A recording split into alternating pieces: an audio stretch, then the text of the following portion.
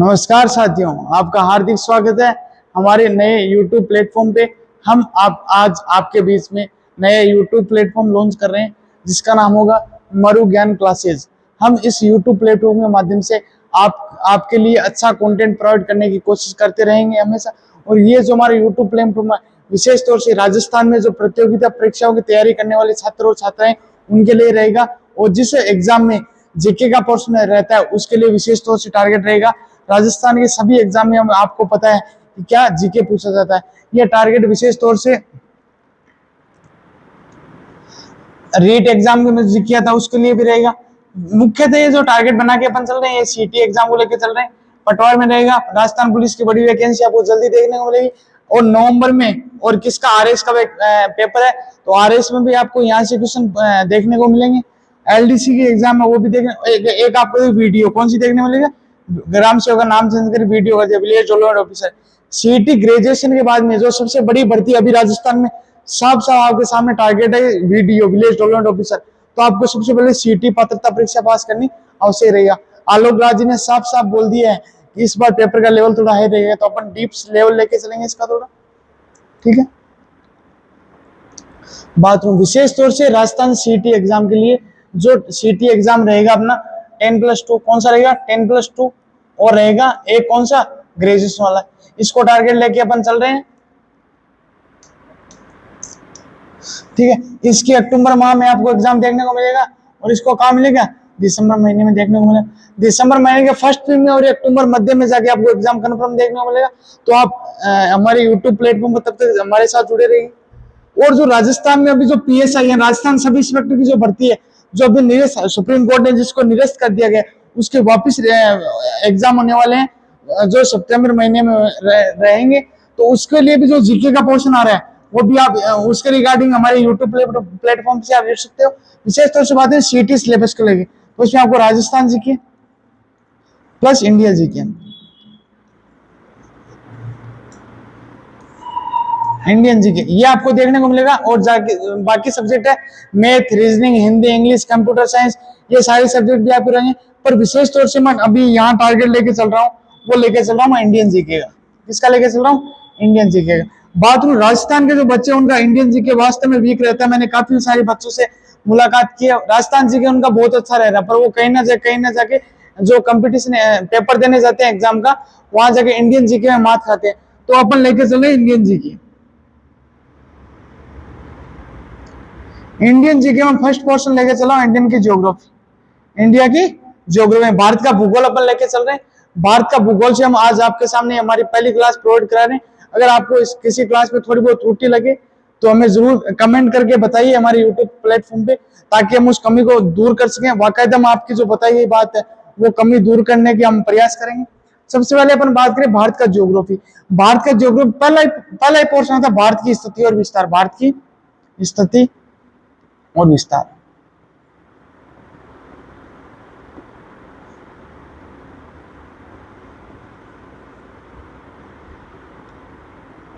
ठीक है, ये अपना आज का पहला टॉपिक लेगा भारत की स्थिति और भारत का विस्तार क्या रहेगा।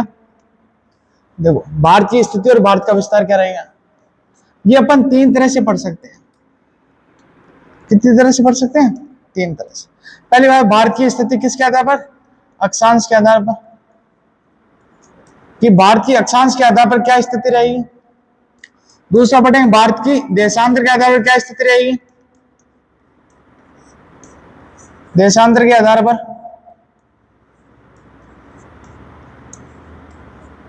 और तीसरा क्या रहेगा, भारत ग्लोब पर कहां स्थित है, यानी ग्लोब पर भारत की स्थिति, ग्लोब पर भारत की स्थिति, ग्लोब पर भारत की स्थिति।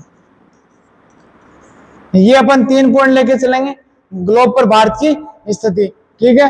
इन तीनों अक्षांश के आधार, ठीक है। अपन 3 तरह से देखेंगे, अक्षांश के आधार भारत की स्थिति क्या रहेगी, देशांतर के आधार भारत की स्थिति क्या रहेगी, ग्लोब पर भारत की स्थिति क्या रहेगी।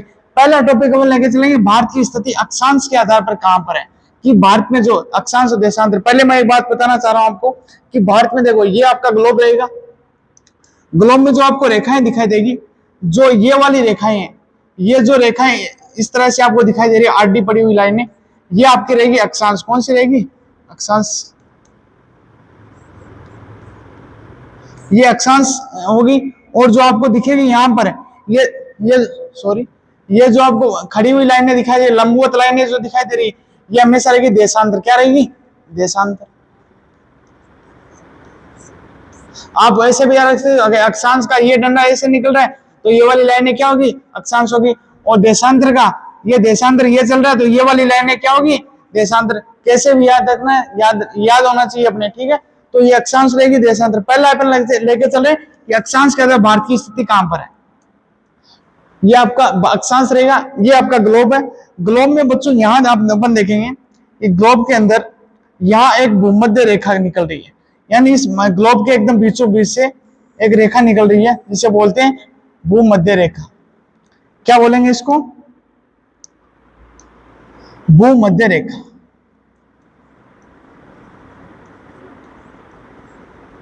भूमध्य रेखा बोलेंगे। इस भूमध्य रेखा क्या होता है? ये होता है 0 डिग्री अक्षांश। क्या बोलते हैं इसको? 0 डिग्री अक्षांश।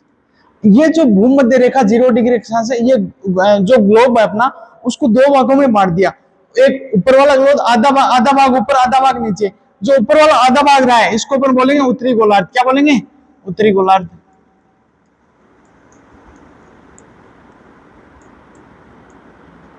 और जो नीचे वाला ना है उसको बोलेंगे दक्षिणी गोलार्ध।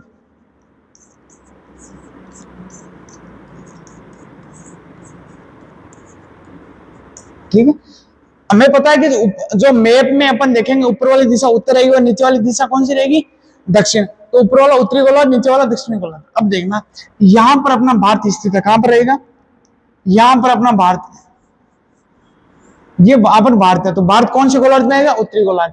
तो अक्षांश के आधार पर भारत कौन से गोलार्ध में आ जाएगा? उत्तरी गोलार्ध। सीधा सीधा याद रहना चाहिए। क्वेश्चन एग्जामिनर कहीं से पूछ ले, आपको कंफ्यूज करने की कोशिश करे पर आपको कंफ्यूज नहीं होता है, कंफ्यूज नहीं होना है। अक्षांश के आधार पर भारत कहां स्थित रहेगा? उत्तरी गोलार्ध में। अब अपन देखते हैं दूसरी स्थिति देखेंगे, देशांतर के आधार पर भारत की स्थिति क्या रहेगी।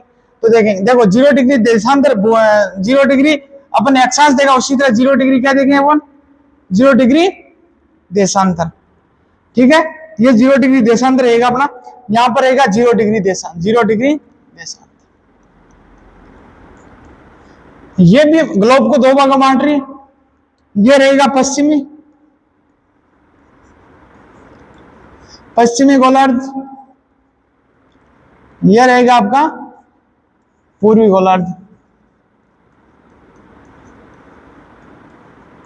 ठीक है, ठीक है, ये आपका क्या रहेगा?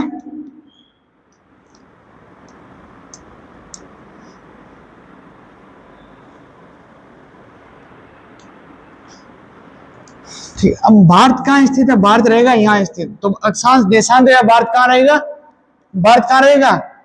सॉरी, भारत रहेगा कौन से? पूर्वी गोलार्ध में। कौन से गोलार्ध में रहेगा? पूर्वी गोलार्ध में।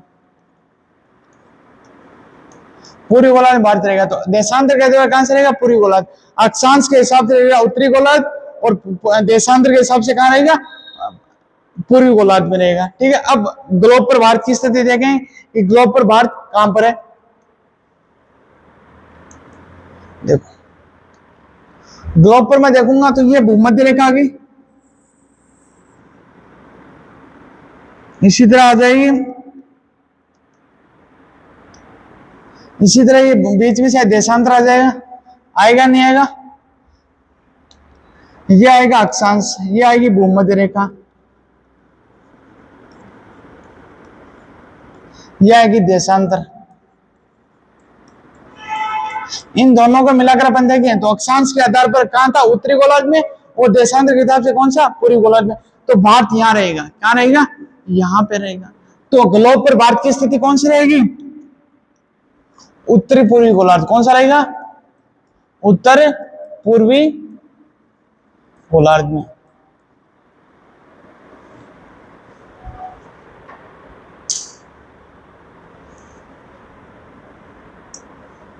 उत्तर पूर्वी गोलार्ध में।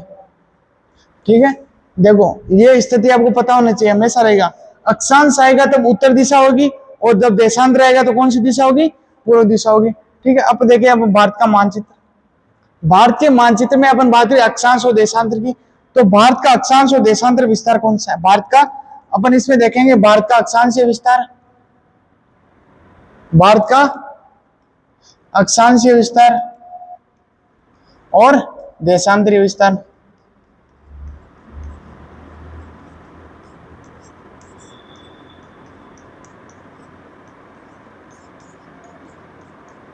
ठीक है, ये अपन देखेंगे इसमें। तो अपन देखते हैं भारत का पहले अक्षांश क्या रहा, भारत का अक्षांश, भारत का यहाँ पर अपन अक्षांश देखें, भारत का अक्षांश 8 डिग्री 4 मिनट। ये देखा, आप बताता हूँ, अपन जैसे लिखेंगे A dot B dash C double dash, ये लिख रहे हैं। तो जहां ए ऊपर डॉट लगा उसको बोले डिग्री, और ए बी डैश लगा उसको बोले मिनट, और सी डबल डैश को बोले सेकंड।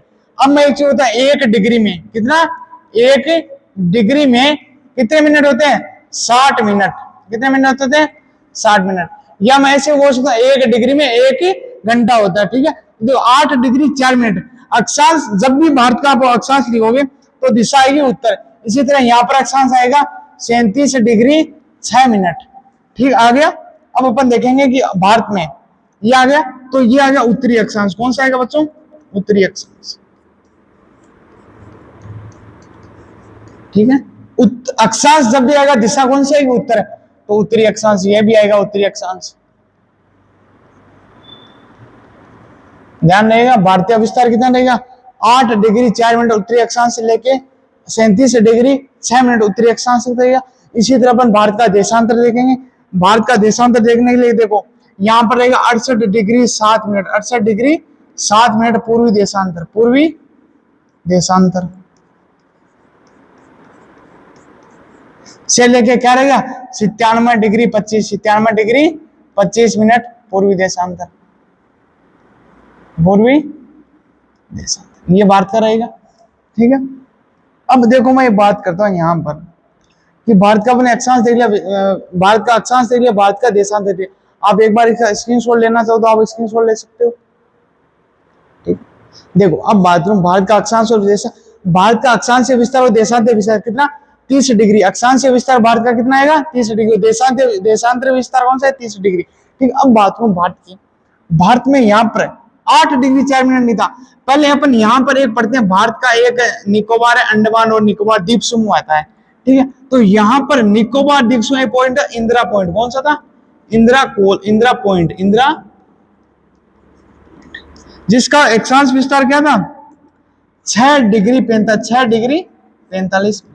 जो क्या हुआ, 2004 में एक सुनामी आई, उस सुनामी के तहत ये समुद्र में जलमग्न हो गया। तो आज इसका कोई अस्तित्व नहीं है। भारत का उत्तरी अक्षांश अपन इसको मानेंगे। ठीक है, अब देखते भारत के दक्षिण में, भारत के उत्तर में कौन सा है? भारत के उत्तर में रहेगा इंदिरा कोल। कौन सा रहेगा यहाँ पर? इंदिरा कोल, इंदिरा। चले के यहां रहेगी कन्याकुमारी। कौन? कन्याकुमारी। ठीक है, यानी भारत का उत्तर, जो उत्तरतम बिंदु वो कौन है? इंदिरा कोल। और ये क्या दक्षिणतम बिंदु कौन सा रहेगा? कन्याकुमारी। यहां पर जो है, यहां रहेगा गुहर मोती, गुहर मोती, गुहर मोती गांव, कच्छ जिला, गुजरात। यहां रहेगा पूर्व बिंदु रहेगा किबिथु। कौन सा रहेगा? किबिथु गांव, अरुणाचल प्रदेश। अंजाव करके एक जिला है, वो है किबिथु गांव, अरुणाचल प्रदेश रहेगा। ये पता चलेगा भारत का उत्तरी बिंदु कौन सा? दक्षिण। आज दक्षिणतम बिंदु कन्याकुमारी है, पर 2004 से पहले दक्षिणतम बिंदु कौन था? इंदिरा पॉइंट, जिसका अक्षांश विस्तार कौन सा था? 6 डिग्री 45 मिनट। ठीक है, ध्यान रहेगा। अब अपने छोटी सी चीज इसमें और एड ऑन कर रहे हैं कि भारत की उत्तर से लेकर दक्षिण तक लंबाई कितनी है? भारत की उत्तर से लेकर दक्षिण तक लंबाई कितनी है? भारत की पूर्व से लेकर पश्चिम तक लंबाई, भारत की पूर्व से लेकर पश्चिम तक लंबाई कितनी रहेगा?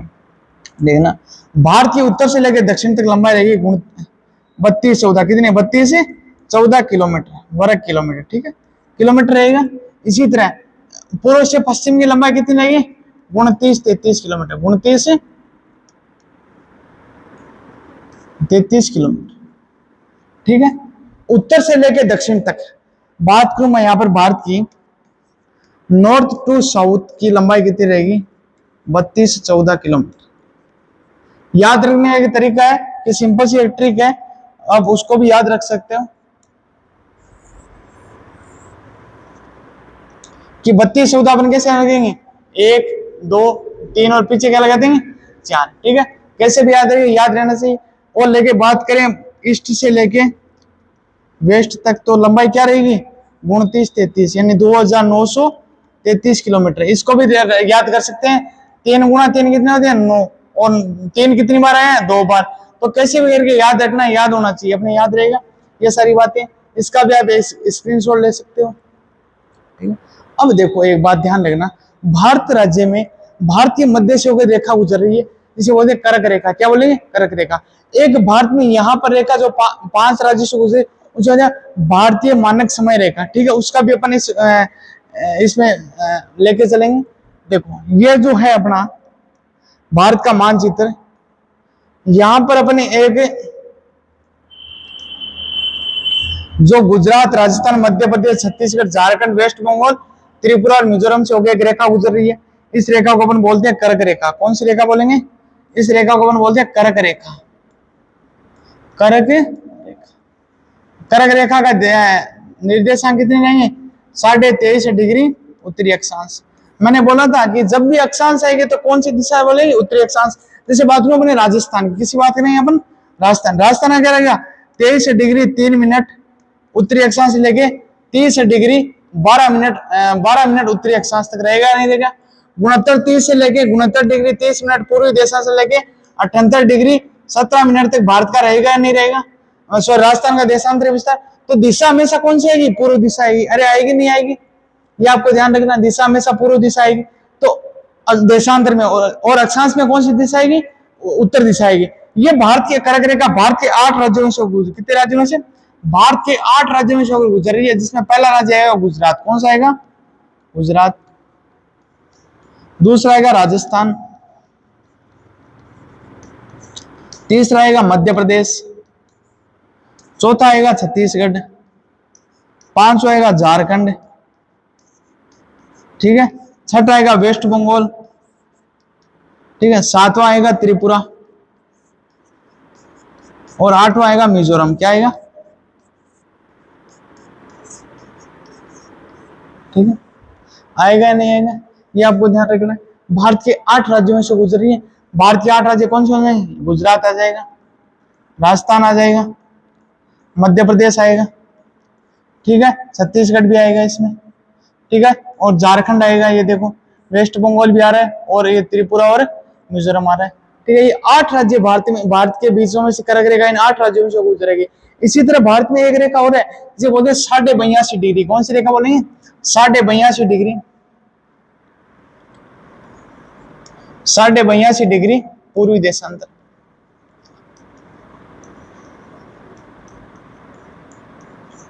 अरे पूर्वी देशांतर होगा या नहीं होगा, ये भारत के 5 राज्यों में से गुजरती है। कितने राज्यों में से गुजरेगी, 5 राज्य, यहां से गुजरती है 5 राज्यों में से, ठीक है, 5 राज्यों से। ये हो गई 82.5 डिग्री।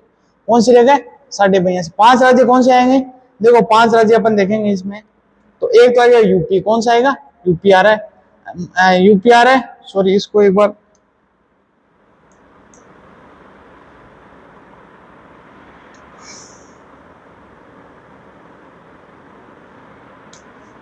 एक मिनट थोड़ा सा,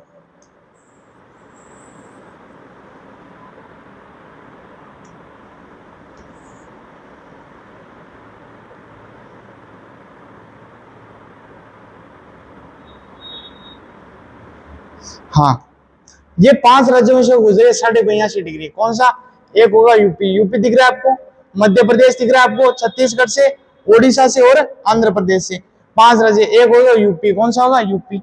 दूसरा आएगा मध्य प्रदेश, कौन सा आएगा, मध्य प्रदेश। तीसरा आएगा छत्तीसगढ़, कौन सा आएगा, छत्तीसगढ़।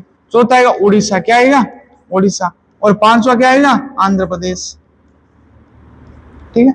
ये 5 राज्य भारतीय मानक समय रेखा, यानी भारत में जो समय देख रहे हैं अपन वो इस रेखा के अनुसार। ये यूपी के यूपी में एक जगह है मिर्जापुर, उसके पास से रेखा गुजरती है, जो मानक समय जो 0 डिग्री देशांतर 5.5 घंटे आगे है, ठीक है। ये 5 राज्यों में से पूर्वी देशांतर गुजरेगा 82.5 डिग्री, और 8 राज्यों में से कर्क रेखा गुजर रही है। अब देखना एक चीज कॉमन है इसमें, जो एमपी और छत्तीसगढ़ है वो यहां भी और यहां भी, यानी मध्य प्रदेश और छत्तीसगढ़ दो ऐसे राज्य हैं भारत के जिनमें से कर्क रेखा भी गुजरती है और 82.5 डिग्री भारतीय मानक समय रेखा भी गुजर रही है। अब बात में देखो यहाँ पर आप देखना ये एक दूसरे को काट रही है, एक दूसरे को काट रही है। तो छत्तीसगढ़ कौन सा गढ़? छत्तीसगढ़ एक ऐसा राज्य जहां पर ये क्या है 82.5 डिग्री और कर्क रेखा एक दूसरे को आपस में क्या करती है? काटती है। ठीक है, ये आज अपनी क्लास में हमने पढ़ा, ये अपनी क्लास रही। ठीक है, आज अपनी क्लास में पढ़ा कि भारत की स्थिति और विस्तार किया, भारत का अक्षांश किया, भारत का देशांतरीय विस्तार किया, भारत की उत्तर से लेकर दक्षिण तक लंबाई किया, भारत की पूर्व से लेकर पश्चिम तक लंबाई किया, भारत में जो कर्क रेखा वो किन राज्यों से गुजर रही है, भारत की जो भारतीय मानक समय रेखा वो किन किन राज्यों से गुजर रहा है, ये सब हमने देखा। तो वाकई आपको इस क्लास से सीईटी के जो 10+2 है और ग्रेजुएशन है अलग अलग पारियों में होंगे, तो आपको किसी ना किसी पारी में यहाँ से क्वेश्चन देखने को जरूर मिलेगा। तो आप हमें कमेंट करके बताइए हमारी क्लास आपको कैसी लगी। और हमारी क्लास ये पहली क्लास है यूट्यूब पर, तो कोई अगर कमी रही हो तो हमारे यूट्यूब में कमेंट करके जरूर बताएं, हम उस कमी को सुधार कर आपके सामने बढ़िया क्लास प्रदर्शित करने का दोबारा कोशिश करेंगे। धन्यवाद।